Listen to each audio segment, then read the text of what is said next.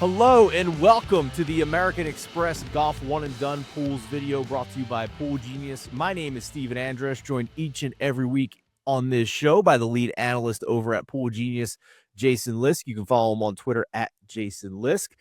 In this week's episode, we're going to break down the three most popular picks as projected by Pool Genius at the American Express. We're going to look at maybe some potential value plays, my conviction play at the end of the show, and we're going to kind of navigate whether this is a week where you want to burn one of the better players in the field or if you want to save them for later on. Jason, as we get started here, we want to let everybody know if at any point in this video you find something helpful, do us a small favor, hit the like button, hit the subscribe button. Let us know in the comments who you are picking at the Amex this week over at PGA West in La Quinta, California. One big takeaway I had from the Sony Open last week, Jason, if it's windy and Chris Goddard's in the field, he better be at least on my short list because this tournament he's taken down where it was very windy out at YLI. And he's also won a Scottish Open now where it's very windy across the pond. So guy is not daunted by some windy conditions, it seems. Yeah, no, he's done really well. He was talking because he had finished out his college career in Oklahoma and was living in Oklahoma. And I think just said he moved to Florida to get more prep for the season because playing in 40-mile-an-hour winds in December wasn't good prep for the season. Well, some of that residue maybe helped a little bit, like being able to play in wind that you'd been used to, because he certainly handled it better than most. We saw swings up and down every day, right? Guys that would make runs and then not have good rounds the next day. And he was the one who put multiple good rounds up. Yeah, and I will say as well that I think the old thought that he's just a bomber is gone now. I mean, it's not just long courses where he's going to have an advantage. He's a great putter as well. You know, he did not rank as one of the better players in the field on strokes gained approach in Hawaii, but his putting was so good. And at a short course where, you know, a lot of guys are plotting around, he just bombs away off the tee a lot. He's pulling out stingers with his irons, where the ball's barely getting off the ground. He's got a lot of game, a lot of tricks in his bag. So, you know, it wasn't just the 2 wins over the past, you know, since July. He also finished third at the Open Championship as well. So another indication that he likes the wind. You know, moving forward now for the American Express, let's start this week's episode off looking at the 3 most popular plays. We'll get into the course preview as well with, you know, what the purse size is, how the course lines up here. The first thing I'll just say off the bat, it's an unusual week for handicapping. This is a 3-course rotation at PGA West. It's a Pro-Am. So all these players are going to get paired with some rich guy who wants to play with PGA Tour players at least for 3 rounds, and they're going to rotate between 3 courses at this tournament: the Stadium course, La Quinta, and also the Nicklaus course. The Stadium course is the hardest one, and they play that round twice. So after they each play those courses once over the first 3 days, everybody that makes the cut will finish on the Stadium course on Sunday. So keep that in mind. Jason, let's talk about the 3 most popular players as projected by Pool Genius, and they're all at about 10%.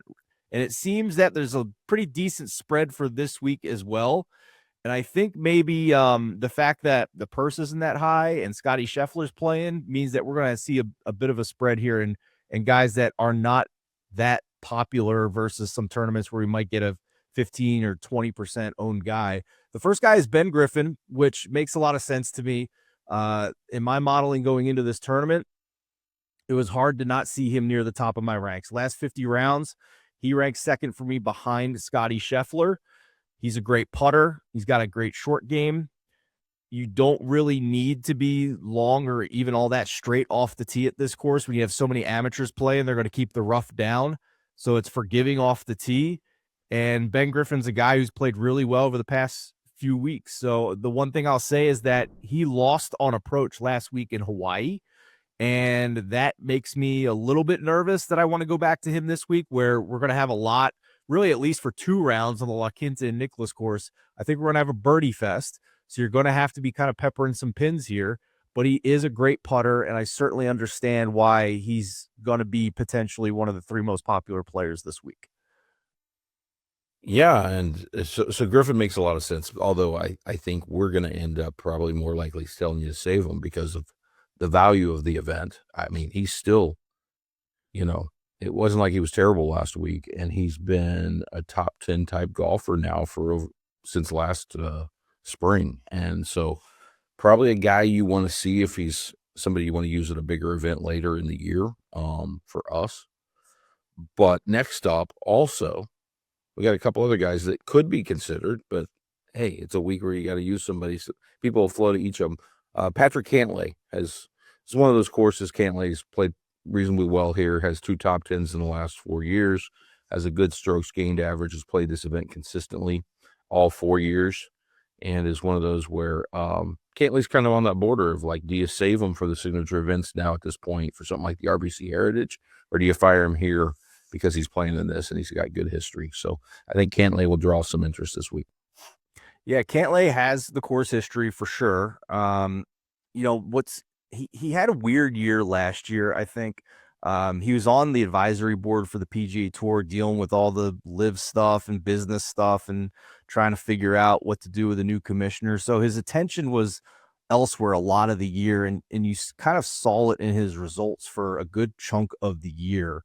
Um, Never, even some of these tournaments where he finished highly on Sunday, he never was really in contention a lot of the time. So, to his credit, he finished strong. He finished tied for second at the Tour Championship and gained almost 8 strokes on approach. Played one fall event at the Pro Tour, but has not played since then in September. And that to me is a big angle for this week where, I think you can potentially take a stand and say, I only want to take guys who played the Sony. And this depends on whether you believe in golf trends or not. But I find in being a golfer myself, it is easy to understand why all but 2 winners here over almost 20 years came in having played at least one of the 2 Hawaii events, the Century or the Sony Open.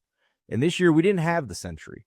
So for me, it's really interesting that we have a lot of guys near the top of the board here, top of the odds board. Scotty Scheffler, Patrick Cantlay, Sepp Straka, who won last year, Matt Fitzpatrick. All these guys are really good golfers, but they have not played yet this year. Most of them have taken more than a month off here. So that's interesting to me that, even 9 of the past 10 winners of the Amex played either the Century or Sony.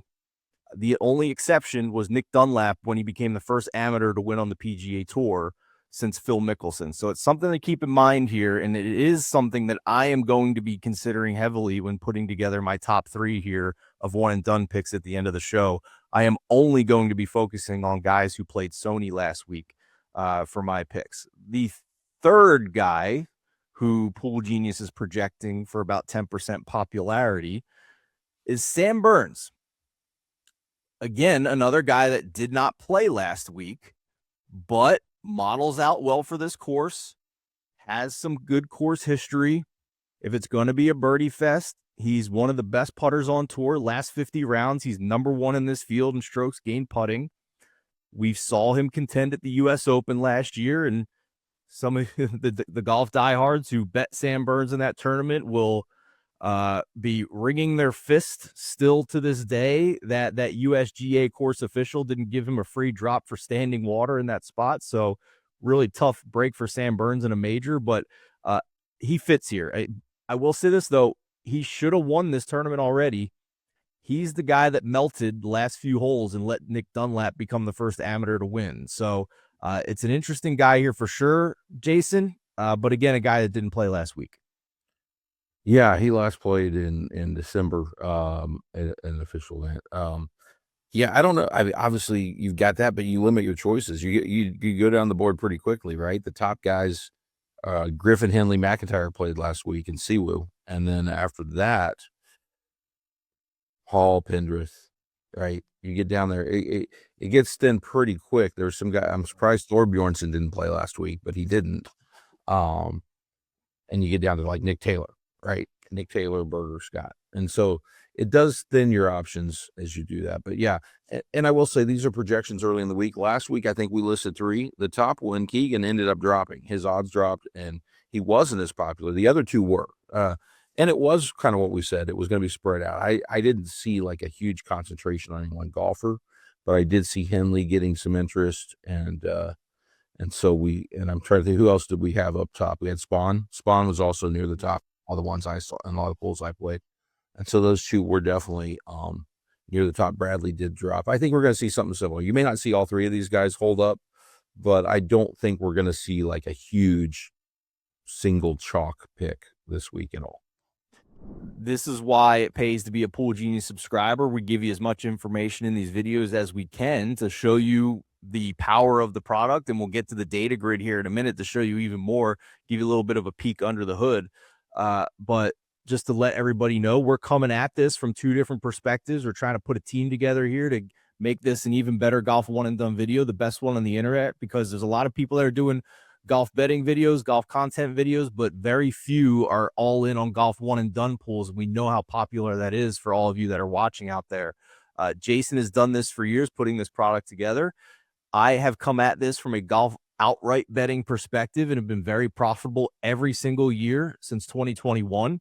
So teaming us together here, we're hoping that we can hit a few more outright winners than we normally would if we were doing this on our own. So if you want the most up-to-date information before lineups lock on Thursdays, then you have to be a Pool Genius subscriber. And if you were last week, you would have seen that Keegan Bradley's popularity dropped a little bit, and maybe you would have been put back on your radar. So just keep that in mind. Okay, Jason, let's get to the course preview here for the American Express. Yep. Biggest thing to know for golf one and done pool players is the purse. It's only a $9.2 million purse. For perspective, majors, the Players Championship, signature events, $20+ million purses. So just based on the purse alone, you really shouldn't be burning a guy that you want to have available for a purse that's going to be more than twice the amount of this one later down the road. First place gets $1.656 million. We mentioned the 3-course rotation. What I want to add to that is with the stadium course. Last year was the first time they played the stadium course with new greens, and the scoring average got tougher at the stadium course last year significantly versus previous years at the stadium course, where it was only slightly tougher than La Quinta and Nicholas courses for this tournament. So with that in mind, it did not surprise me in hindsight that a guy like Sepp Straka won this tournament, who can pepper his irons, very sharp iron player. Justin Thomas was at the top of the leaderboard. Go back and look at that leaderboard last year, and a lot more classy, high-end players made it into the top 10 versus what you might see in a typical year for this tournament, where it has been very long shot heavy near the top. It has been some bombs that have won this course. You know, the famous quote still to this day out of this tournament is John Rahm being caught on a hot microphone saying, stupid course setup, effing putting contest, or something or the other, basically calling it a putting contest with a few choice words mixed in between. So, and Rahm won it twice. He did. The guy won it twice, and he still was upset about the tournament. So I think you could see guys who are high caliber win this tournament, obviously, like John Rahm and Sepp Straka. But if it's going to be a putting contest and nobody's penalized off the tee because they're just trying to keep it moving with all these amateurs on the course, then, you know, you're going to have some variance here. Putting is high variance week to week, so just keep that in mind. But I do think the fact that you have to play the stadium course twice is going to make it so maybe it's a little tougher for a bomb like Nick Dunlap, an amateur, for God's sakes, to win this tournament again. So that's just my theory, and that's the first part of my theory for this tournament. And the second part of my theory is that I want somebody who played last week and started kind of knocking the rust off a little bit. The yardages, they're mostly short course yardages. The stadium course is slightly over 7,200 yards, but the other two courses are considered short courses at about 7,100 and 7,000 yards. Par 72s on all three courses. It is Bermuda greens. Sepp Straka is the defending champion. Mentioned John Rahm, mentioned Nick Dunlap. Hudson Swafford won this tournament twice. Siwoo Kim has won this tournament. And two other guys that many of you may not have even heard of, Andrew Landry and Adam Long, are winners of this tournament over the past however many years that was that I listed past winners. So bombs have won here in the past, but guys like John Rahm and Sepp Straka have also won. Okay, Jason, let's pull up this data grid. Yeah. Yeah. Let's start with the 3 biggest favorites in the betting market. And to nobody's surprise, Scotty Scheffler is the overwhelming favorite in this field. Ben Griffin and Patrick Cantlay follow behind him. Touched on Griffin and Cantlay and the potentially most popular players in this field. It makes sense. Most golf one and done players, even the beginners, are at least sharp enough to understand this is not a week where you want to use Scotty Scheffler, period, full stop, Jason. Yeah, I in fact have a video out on where to use Scotty Scheffler, and I talk Nice. about and I break down some of my, the entire thing in Steve's events. But here's the thing: if you use them here, best case scenario is you win, and you win what 1.5, 1.6. yeah, and so that's best case scenario. That is absolute best case scenario. By doing so, I mean, if you're playing a pool with any size, you're in essence betting you have to get a better result than most of your opponents. And if your opponents are going to spread them out over 13, 14 signature events, what are the odds he doesn't win or finish second in any of them? Right? That's what you have, how you have to think about it. Like, it's not just getting a median. Like, if he wins, that's probably good, okay. It's a good result. But you win one and done pools by getting great results. And you're going to lose to the people that get great results and they happen to pick Scotty in the weeks he wins. And he wins 4 million. And so you're just behind the curve.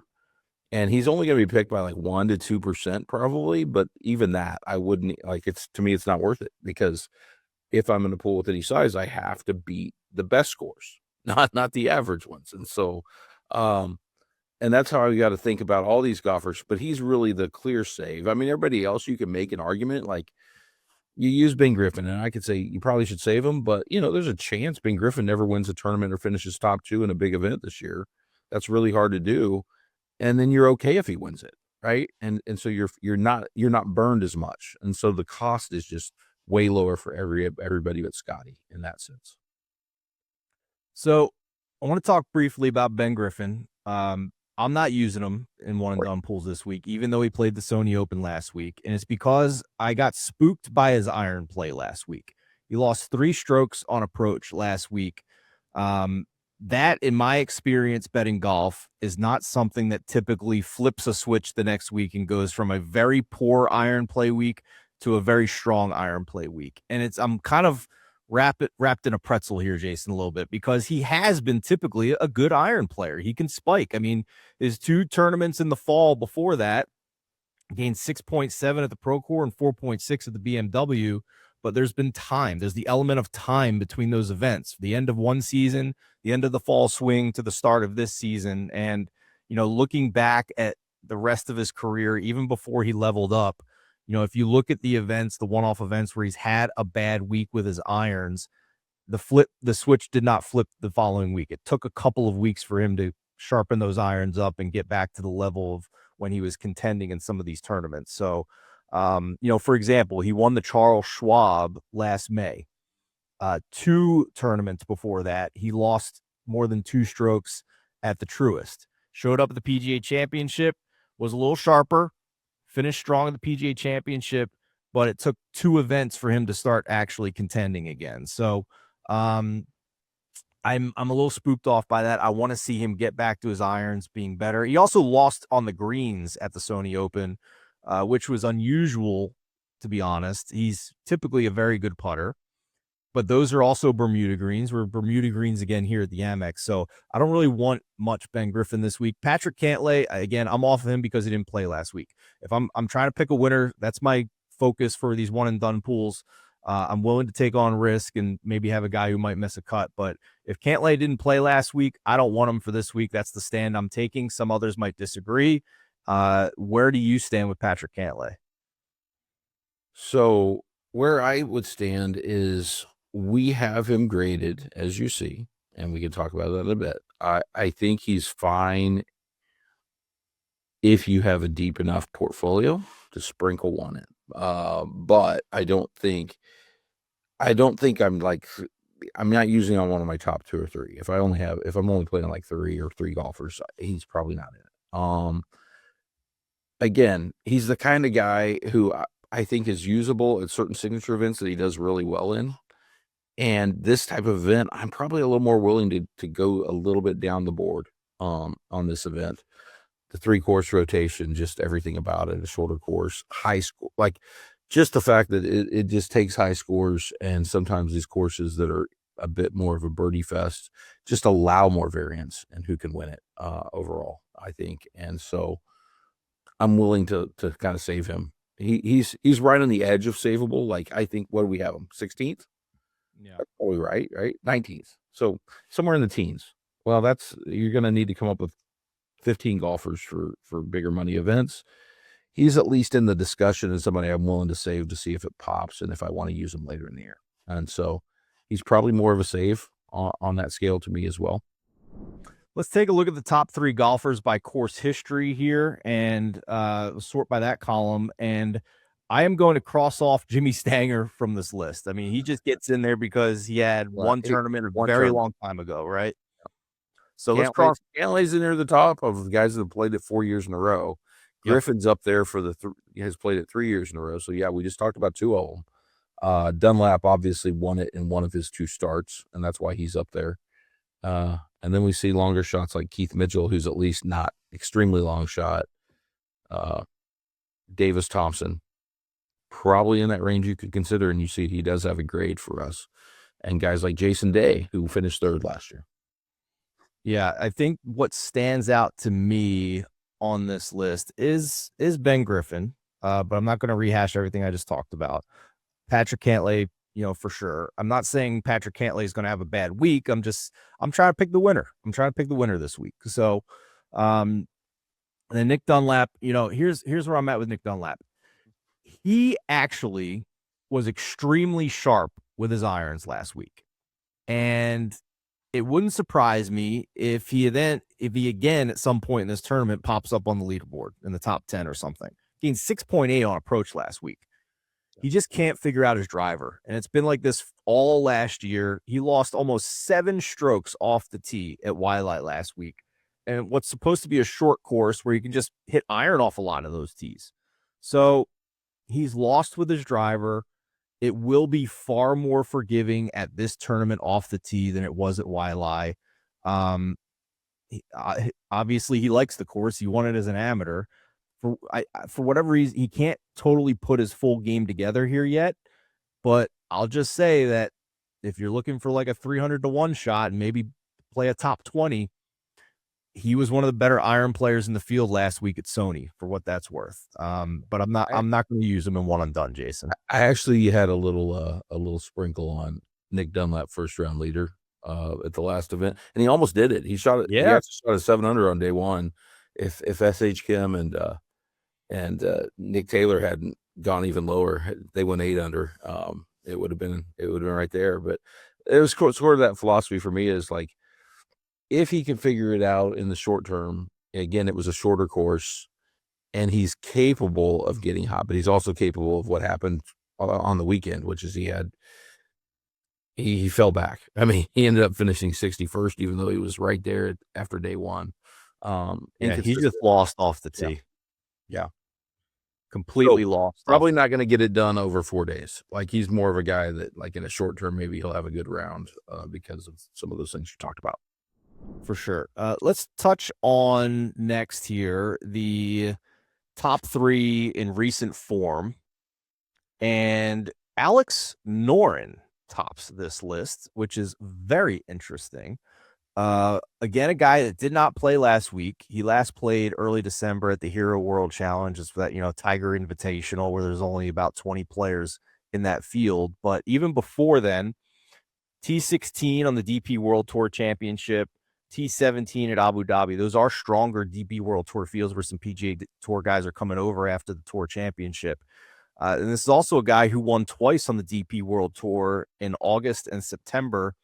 That was after finishing T7 at the 3M Open and T3 at the Wyndham Championship. So this guy's played some really good golf of late. He is very sharp with his irons. I can't find an event where he's lost on approach since July. So there's one event, the Bay Current in Japan, where we don't have strokes gain data, but I guess yeah, I mean, it's been that long, July, to find a measured event where he lost on approach. And he's typically a very good putter as well. He is gaining with the flat stick far more often than he doesn't. Uh, he just didn't play last week, Jason. It's been a while since he's played. You know, I want guys who have kind of tuned up and started to sharpen their game a little bit. That's just the stance I'm taking. But it didn't surprise me that you guys put a grade on him. Well, he's up to 3,300 plus 3,300, so he's just outside, I think, the top 10 if we look down there, right on the edge of it. He's with Harry Hall and Matt Fitzpatrick there. And here's what to me, he's strategically a decent one and done pick, right? Noren was hurt. And so because of that, I think he missed out on the top 50 last year. So he doesn't have status there. He actually got back in, I think, through the DP World Tour number to get his card, like to be back in events. And he's won. So had to be that way. Yeah, that makes sense. He won twice on the DP World Tour. I think they get 10 spots. So and he's one of those 10 that got in. He got back. I mean, he'd been playing on the tour. I know he battled injury because 2 years ago he was really good. And he's 43. It's not like he's an older guy and he battled that injury, but since he's been back, he's been solid again. So he's not the kind of guy I'm like at all like eager to save for like a signature event because he may not be in them. And so he's kind of right at that sweet spot of like you could play him. He had a good result back in December at the Hero World Challenge. I'm not gonna be mad if it's not the week, fine. It's the American Express, and I saved everybody who I'm gonna use for signature events. So that's kind of my view on Noren. I don't think we need to spend any time on Scotty Scheffler, but we will mention Sepp Straka here. He did model well again for me for this tournament for a second year in a row. Last 50 rounds, he ranked 4th for me. Just extremely sharp with his irons. Number 2 in this field, last 50 rounds for me on strokes gained approach.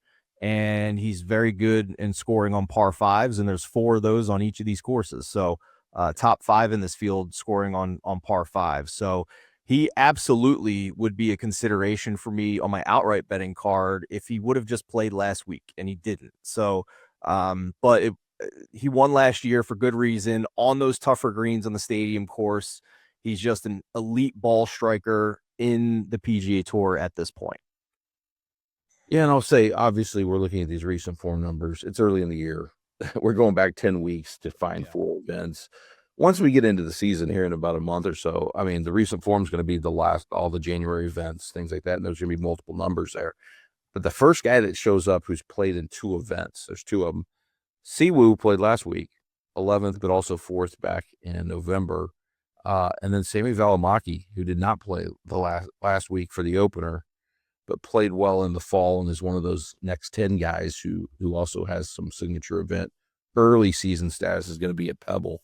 But Sammy's making his debut here. Those are the 2 who have the best form and played multiple events. And then your guy McGreevy let us down. Look at that. Yeah. 2nd, 3rd, and then the 83rd last week at the Sony Open. So those are the top form guys, but there's a lot of single event numbers. And so it's really going to be like noisy. But yeah, as we get deeper in the season, that number will be, I think, something to look at. Okay, it's time to give our top 3 picks for the American Express. As we do that, Jason, let's sort by the pick grade here. And I always love, we don't talk before the show. I don't see the data grid till we hop on here. I always love when your number 1 guy in the pick grade is literally the first guy I bet when I handicapped and looked at the odds board this week. I have a Siwoo Kim ticket. He will be in my top 3. But I'll reveal the rest of my top 3 after you take it away here. Oh, okay. Well, the Siwoo would be in mine. He's the top of our grade. I expect him to have decent popularity. He's played well. He played last week. He's got decent course history, and he's near the odds board. So we listed our top 3, but I think Siwoo will show up in the top 5. But he's not going to be like, again, nobody's going to be massively owned. He could be 5% in one pool, 10% in another. I think Siwoo makes a lot of sense. I will definitely have Siwoo Kim on some of my entries this week. I will go down. This is a tough one. I think I'm going to probably use some Jason Day So I'm going to put Jason Day, even though he didn't play last week. I think he's another one who is good to use. Because am I going to be dying to use him at certain some of the signature events? Not necessarily. Now he will show up at other events. Like I think he played is it the Houston or Texas Open? He played one of the Texas events before the Masters. He's also usable there, and can hit it, and those courses match up for him. But Day would be on my short list, and I think Taylor Pendrith is a guy who with like you look at his course history numbers and he didn't play it last year. So I think that's going to hold his popularity down. So if you're looking for like a low popularity guy that kind of makes sense, he also had a top 10 last week.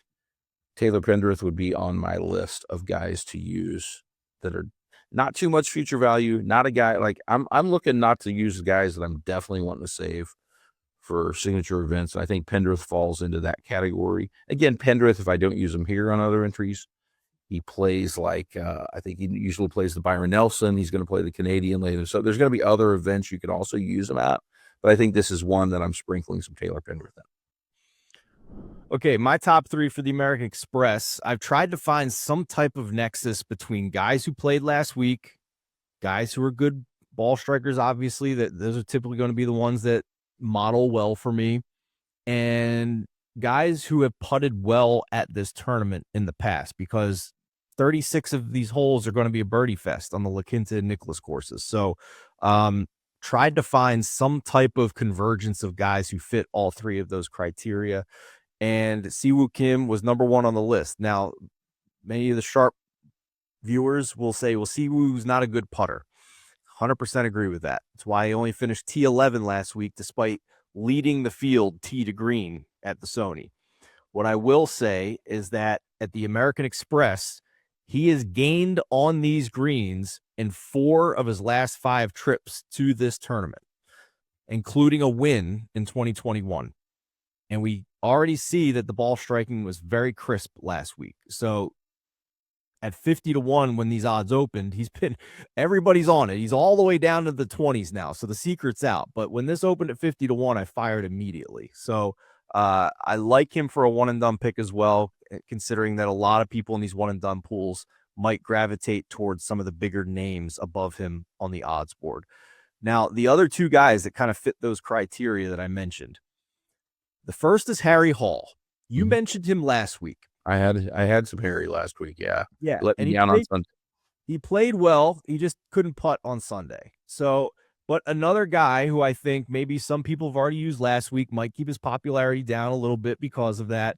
But I don't know how many signature events this guy's going to play in. We're on Bermuda greens. He isn't one of the, we mentioned Sam Burns being number 1 in strokes gained putting in this field over the last 50 rounds. Harry Hall is number 2. But if you filter for Bermuda greens, he's number 1. He's a great putter on this surface, and he's doing well enough in his ball striking where I think he could once again contend this week. And if the John Rahm quote holds up, and this is just a POS effing putting contest, end quote. So Harry Hall, 100% on my short list for this tournament. And the third guy is one that I'm considering saving because of just how good he is, but it's Robert McIntyre. Yeah. Funny story about last week. At one point in one of his rounds, he got angry and accidentally broke his putter and missed a couple shorties coming in that day because he didn't have his putter anymore. And if not for that, he might have won the tournament because he finished top 5. So there's a couple strokes here or there cost him in the end. And he talked about that and mentioned that it's a good lesson for him now that he has to have a good attitude for 72 holes or he might not win a tournament. I don't think you're going to see him make that mistake again. The talent is there. The headspace wasn't there for a short period of the tournament, but gained across the board at the Sony. Models very well for me for this tournament. One of the best putters on tour in Robert McIntyre. It's just, do I want to save him for a later event? He contended at the U.S. Open. This guy is now leveled up. He's won a Scottish Open. This guy is leveled up now, Jason, where I think I need to put him in a higher tier than, burning him in a non-signature event. Well, that's what our grades are doing, right? We've got him. Let me look at his pick grade. You see, we don't have a pick grade on him because he ranks. He's because he's ninth. too good. He's top 10. He's top 10 in our rankings, and so kind of what you laid out is kind of the thought process, right? He is. I mean, we saw him almost win the U.S. Open. We saw him, contend in a lot of, and that's that. If you almost win the U.S. Open and shoot the round he did on Sunday, you can play tough courses, and so, yeah, I mean, to me, he's like one of those dark horses to be like that golfer that has a great year that people aren't talking about as like a top 3 golfer, right? He could be the guy that wins majors and shows up, and you might want him at one of these. So that's the main argument against. Our grades are basically like, once you start getting graded high enough, it's going to start penalizing you down, and by the time you're Scotty, it's just like don't even consider it. But these other guys, there's enough options in the plus 4,000 range. It's like just save him because you're going to want him at events where he's top 5 in odds, top 10 in odds, and it's worth a lot. So that's the argument for McIntyre. Now I will say this, even though we don't have a grade on him, if I'm playing a bunch of entries, I would consider using somebody like him in a spot because he's not Scotty. So there are plenty of years and you could run scenarios. He just doesn't run hot at the biggest events and doesn't finish top 3, and you're not burned, right? So there are those cases, but I'm typically saving him. But you laid out a case for using them, right? If you're in a smaller pool, I think you may consider that. Like if you're in these 3,000 person pools, you got to run a little pure with how you play the top events. Okay, time for my favorite long shot of the American Express on the PGA Tour for this week. It's Ryan Gerard. Okay. He has been bet down from 100 to 1 at Open. I think the best you can find is in the 50 to 66 to 1 range, something like that. Ryan Gerard, over the past 50 rounds, is number 5 in this field in strokes gained on approach. He's got back-to-back runner-up finishes in his last 2 starts globally, not just last week at the Sony Open, but also a DP World Tour event before that. This guy can get really hot with his irons. 4.5 on approach at the Sony, 6.8 at an earlier fall event on the PGA Tour at the Bank of Utah. He's typically not a great putter, but he did putt well here last year, gaining on the field, and that counts when you're talking about the new greens on the stadium course playing tougher than it ever has for the 36 holes that these players will be on the stadium course in this 3-course rotation for the Amex. So Ryan Gerard is my favorite long shot for this week for the American Express, Jason. I like that. I mean, that's a really good one. There are some like down in the that same range, and so I'm gonna go with a guy that's played well recently, and he had it just coming off a third. So I'm just gonna go, at these long shots. Let's see if we can find lightning in a bottle. Patrick Rogers posted consecutive top 10s.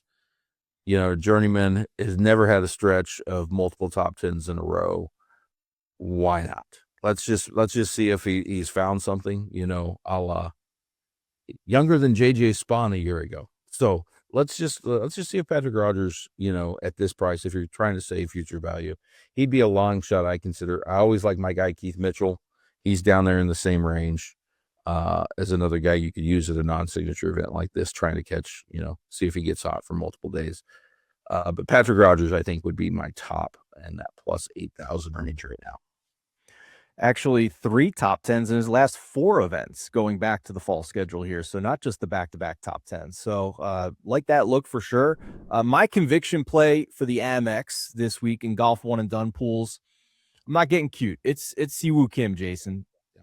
Number 1 in your pick grades. First guy I bet this week has putted well on these greens as recent as last year. The ball striking is in form, and he's just a guy that you're not going to want to play on longer courses for the most part. He's not long enough off the tee. He's typically not a great putter on a lot of other surfaces around the PGA Tour. When he's striking it like this, he's going to a short course. Let's take some Siwoo Kim, Jason. Yeah, I mean, I like that pick. So I'm not gonna copy you just because you took it. And last week we put the kibosh on Aaron Rye. And then I know Pat Mayo also had Ryan. So we all collectively decided to put the kibosh on Ryan. He just couldn't get it going last week. But I like Siwoo. I'm gonna have Siwoo. Yeah, I'm my conviction play. I will go with I'll go with Jason Day. Why not? Let's go with my guy Day and see if he can get it done here at this event. Had a third place last year. For those of you who stuck around to the end, I'll just briefly tell you the outrights I've bet this week. Robert McIntyre, 28-1. Harry Hall, 45-1. Daniel Berger, 65-1. It's another one you guys might want to go look under the hood on. Siwoo Kim, I bet it when he opened at 50. That number's long gone. Nick Taylor, 75-1. Ryan Gerard, 100-1. And Chris Kirk, 200-1. Typically bet between 3.5 and 4 units to win 30 units. You can ratio that down however you'd like if you want to follow the same guide. When I first started out, I was betting 1 unit to win 8 units before I start leveling up here and having success. But that's my betting card for the Amex. Fully taking a stand against guys who did not play last week at the Sony Open. It's a theory. Not saying it's definitely going to happen, but we'll see if the trend holds where it becomes 10 of the last 11 years that somebody who wins this tournament is somebody who played in Hawaii the previous week. So we shall see. For Jason Lisk, I'm Stephen Andress. Best of luck in the Amex.